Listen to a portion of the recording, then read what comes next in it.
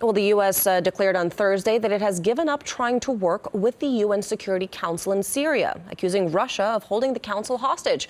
For more on that, let's cross live to Charlie McGrath. He's the founder of the website Wide Awake News. Hi there, Charlie. I want to begin by playing you a short clip of the comments that were made by the U.S. ambassador to the UN, Samantha Power. Take a look. There is no viable path forward in this Security Council.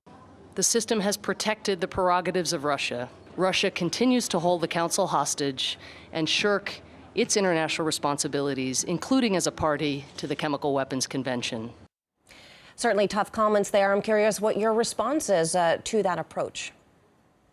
Well, it's extremely harsh. I mean, she's there at in front of the UN talking about Russia holding the Security Council hostage. I mean, making Russia the bad guy, because Putin is one of the only people in the international community who has the, I want to say courage to stand up and ask super common sense questions. Who benefits from this? And let's not rush to launch $1.5 million Tomahawk cruise missiles because we have a 5-page report that is in large part made up of YouTube clips and Twitter feed.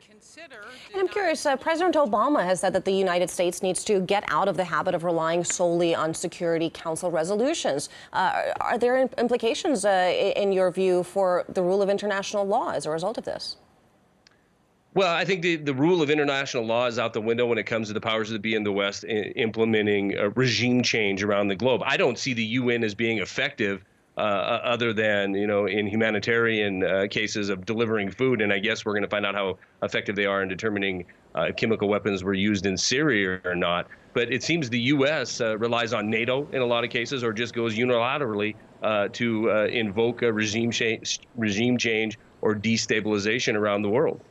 But if we look at instances where the U.S. Had turned to the UN Security Council to affect certain policies, for example, the very contentious Israeli-Palestinian issue, I mean, we've seen some have raised the example of the U.S. essentially blocking UN Security Council resolutions when it comes to Israeli settlements. So is that a fair sort of a balance there? Well, I guess so. I mean, if they're going to go up there and go to bat for their cause and then block Security Council resolution or agendas for moving forward. If we're accusing Russia of doing it, Russia's going to accuse us of doing it if we're in the face of one of their allies. I guess it's a posturing game. And again, I'm not one to advocate the UN as an effective body of governance. Certainly, I don't want the UN determining who the United States of America is going to go to war with. But it seems, Lucy, it's just the exact opposite of that. We're acting first. And then when there's international pressure or there's pressure at home because the people are tired of the lies, the propaganda to get us into war, we fall back on, well, we'll go to the UN and ask them for support or for some kind of revolution or resolution. But for powers to come out and just blatantly attack Russia in the midst, at the beginning of the G20 economic summit, I think it really is a smack in the face to Russia. Well, you mentioned the international community here, and I'm curious because the White House has said that the red line on Syria was, in fact, set by the international community, not by the United States itself. Of course, any sort of chemical attack would be absolutely horrific and beyond the norms of any sort of international law if that's what's going to come out of the UN report. But at the same time, why then is there so little international support for strikes in Syria at the moment? Because we've killed, literally, estimates are over millions of people over the last decade prosecuting war on evidence that we knew was set in stone, right? John Kerry's one of the ones that helped get us into Iraq in 2003 because he knew that Saddam Hussein had weapons of mass destruction. I think the world is war weary, and they're no longer trusting the message or the messengers. So it's not a surprise to me that the international community is stepping away from our guaranteed claim that Assad was responsible for this gas attack, if that's indeed what it was. Well, if the world is wary of war, diplomacy should seem like a viable option. But at the same time, we recently just heard that both the Senate Majority Leader and the House Speaker have both declined to meet with their Russian colleagues who are currently in Washington to try to discuss the situation in Syria. What do you read into that decision?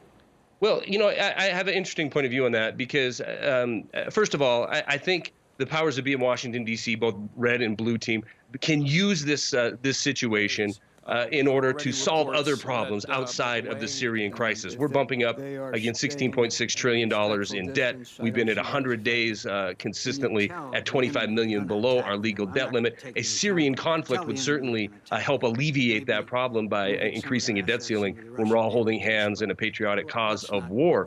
But let's not kid ourselves. The president made it really, really clear.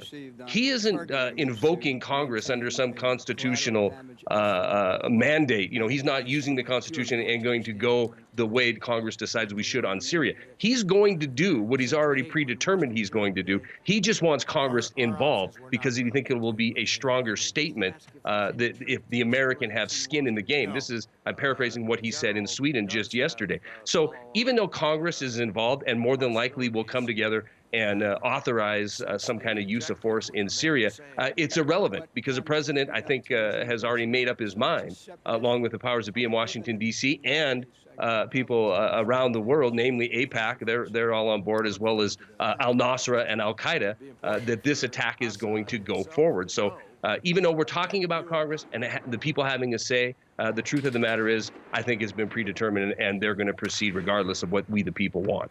All right. Well, certainly a divisive issue both in the United States and abroad. Charlie McGrath, thanks for weighing in with your opinion there.